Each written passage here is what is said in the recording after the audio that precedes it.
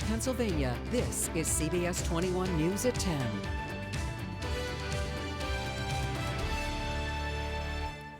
A sigh of relief in Harrisburg. Tonight, we know an arrest has been made in the murder of Stephen Esworthy. Thanks for being with us tonight. I'm Bryant. Maddrick. Larry Greenberg is off tonight. Esworthy was killed last Sunday while walking home from his brother's wedding. CBS 21 Sara Small is live here in the studio with the latest on the investigation. Sarah? Well, Brian, Stephen's family very happy an arrest was made in their son's murder. Not only are the Esworthys happy, but so are those who live in Harrisburg. The message on this balloon sways in the wind at Stephen Esworthy's memorial on the 1200 block of Green Street. Prayers for a peaceful Harrisburg, an area now a little more peaceful for many in Midtown, as an arrest is made in Esworthy's murder. I'm actually glad that they found him because it's senseless. You know, a young guy, he's a hard-working guy, I'm sure. Went to a family engagement and came back and got hurt. I'm glad they got the guy. I feel better as a citizen that they are doing their job. Harrisburg police say Esworthy was walking home from his brother's wedding around 1:30 Sunday morning when he was attacked. It was later determined by the Dauphin County coroner he had head and neck injuries after being hit with an object. Police released surveillance video in hopes of finding the suspected killer. While police haven't identified who's been arrested, those who live here are thankful someone potentially dangerous is off the streets. Crime is inevitable. You know what I mean? It's up to the boys in blue and us guys as community people to help them out. Hopefully it goes down, but it's summertime, it's going to go up.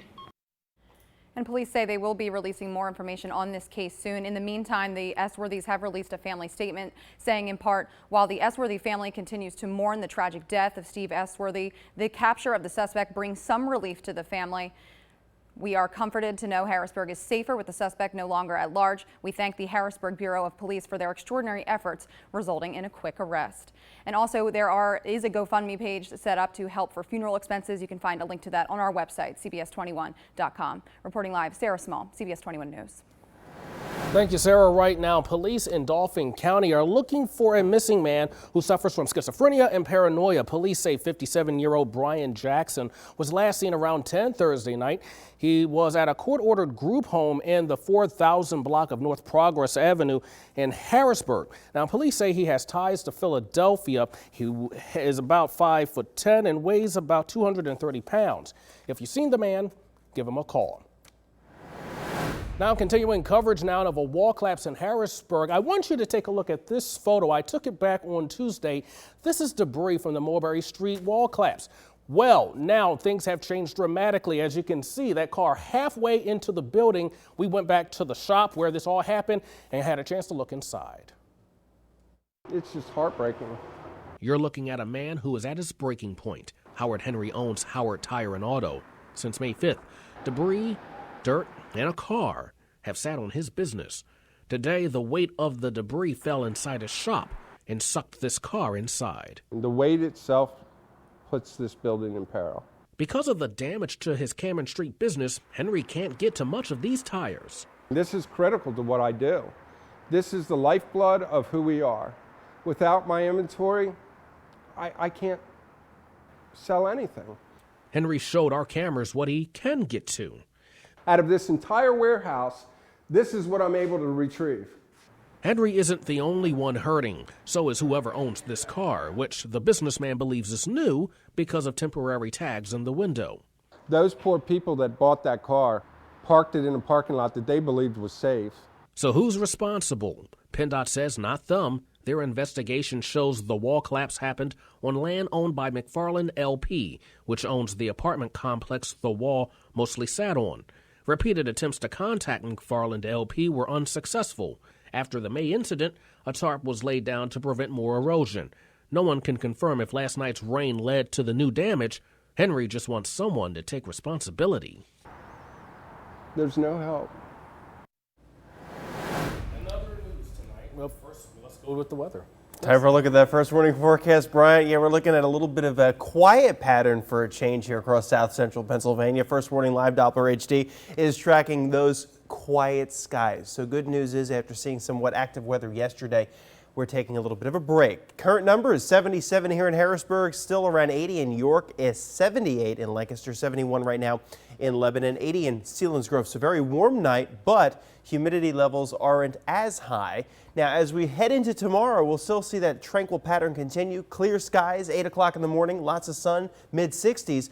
Noontime number getting close to 80, and then we rise near 85 at 4. But guess what? It gets a little bit hotter than that. Plus, you feel a little bit that sticky factor. That goes up. Then the chance for storms. I'll break down that full forecast coming up. Bryant.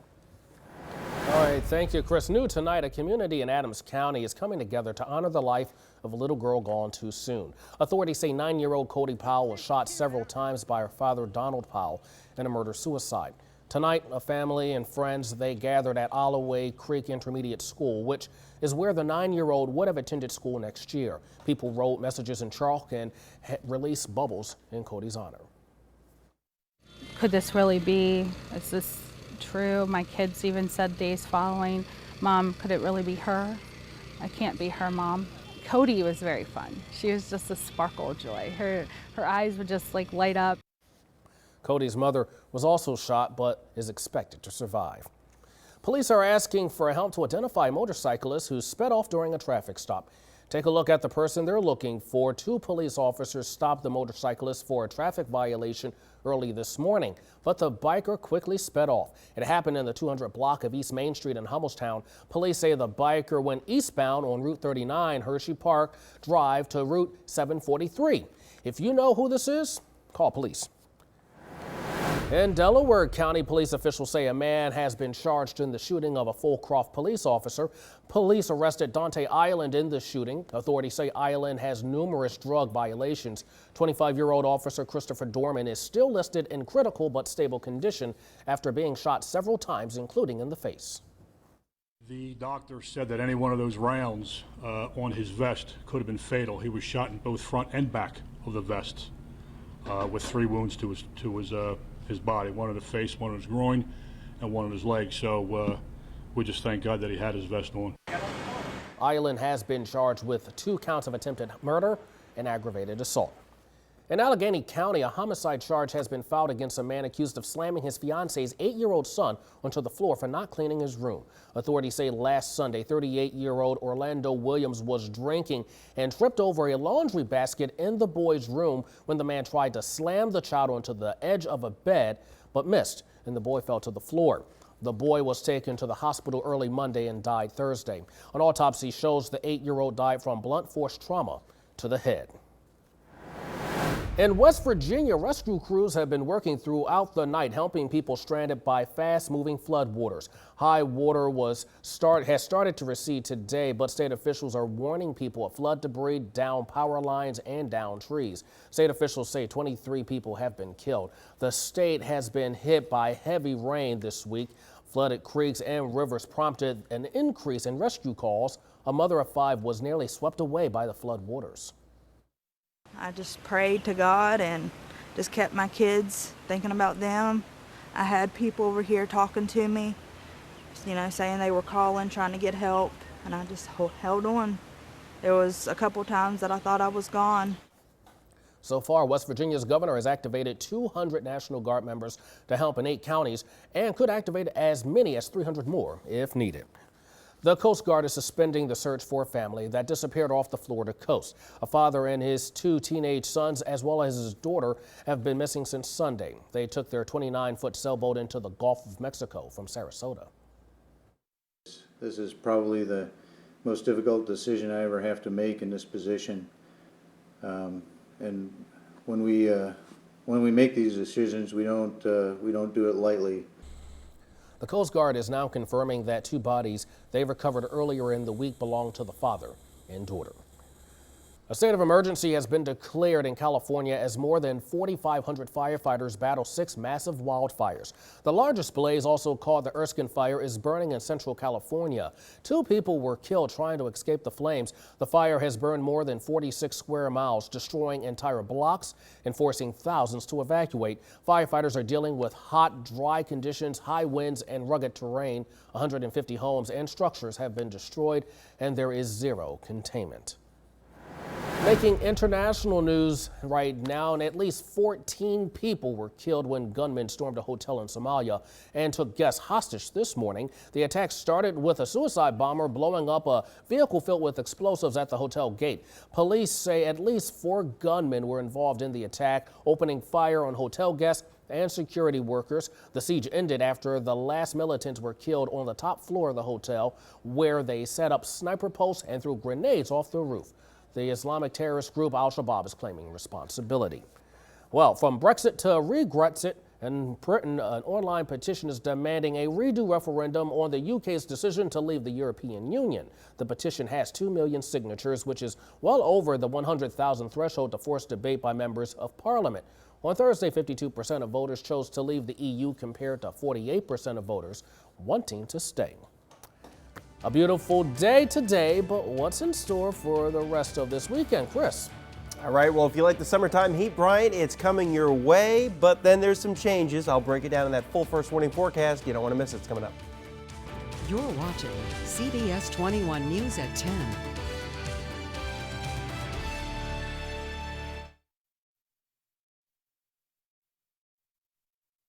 CBS 21 News First Warning Weather with meteorologist Chris Nallen. All right, well, a very good evening to you on this Saturday night, getting ready for the second half of the weekend. We're not done yet. We're just getting started. We're just heating things up in this house. Here at CBS 21 as well. Hey, good news. We do have some nice weather to continue right into your Sunday. Let's talk about that forecast. Tranquil skies, warmer temps for tomorrow. The storms return, but not yet. That doesn't happen until Monday, so not so bad. Harrisburg right now, pair of 7s, 77 degrees, winds out of the south-southwest at 6, and that humidity at 56%. Dew points up just a little bit, so the sticky factor, yeah, we can feel a little bit outside, but still a tranquil night. 67 in Lebanon and 77 again in Harrisburg, 72 in Carlisle, currently 79 in York, 80 degrees for you in Sealands Grove. Back to the west we go, 67 in Blaine, 72. What do you do in Chambersburg? Looking pretty good here. But locally, again, it's very quiet weather. Skies have been pretty clear from York right up through the Berg here. Scranton, back to State College, Altoona. The Keystone State looks mighty fine tonight because we have dry weather. We have high pressure right over us. Winds out of the south.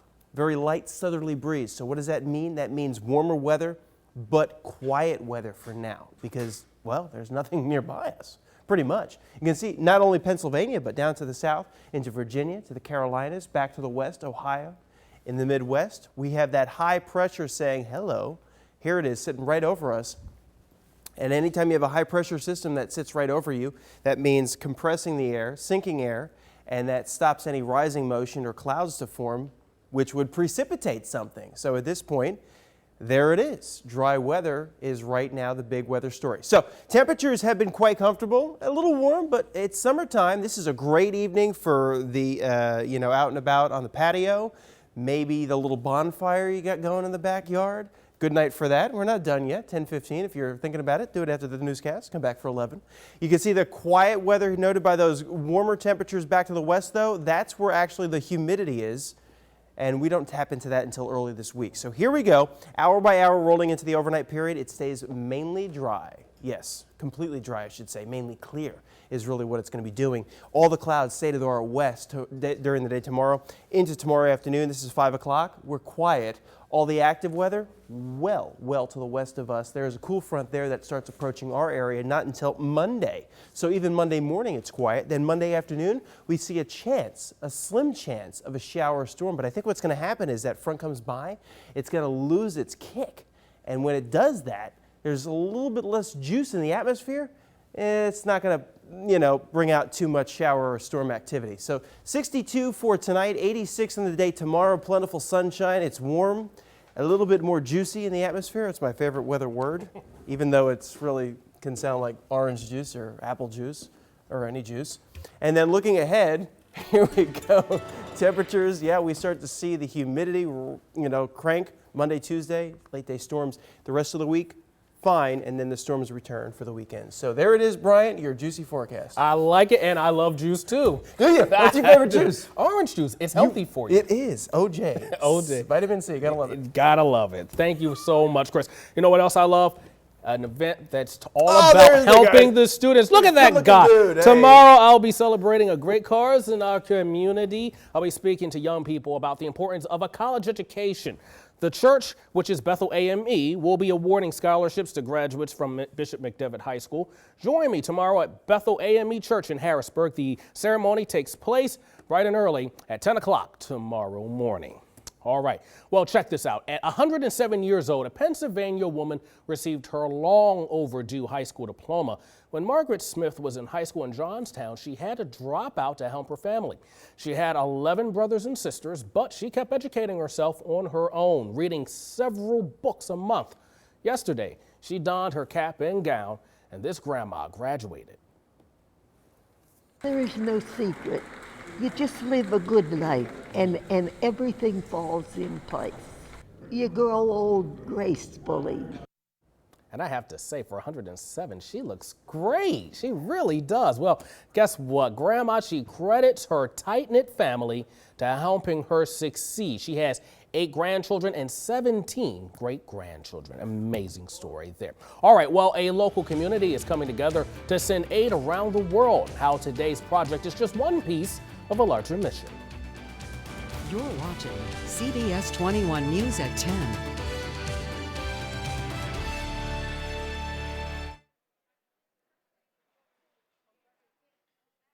Some good news from your neighborhood. 12 panels from the AIDS Memorial Quilt were on display today in York. That's right. It was part of the event for Caring Together and Family First Health. The event remembered those who lost their lost their loved ones to AIDS, but organizers say it also was a chance to reflect on what needs to be done to find a cure. Nearly 600 people received medical care and services from the event.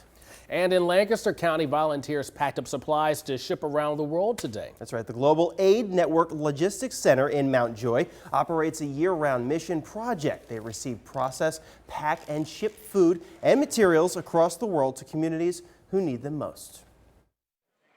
Our goal is to go to places where it's just difficult, to the refugee problem in the Middle East, refugee problems in Africa, places where food and supplies and school supplies are really non-existent, and provide those things to help people have a hope.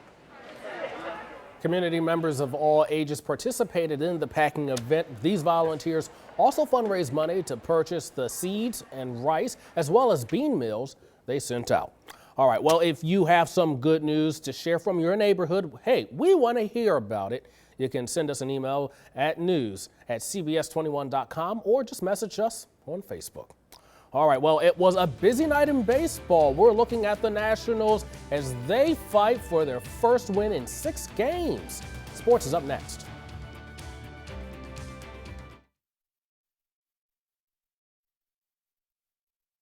CBS 21 Sports with Chanel Douglas. The Nats still in first in the NL East, but the team in a little trouble losing their last 6 games. Tonight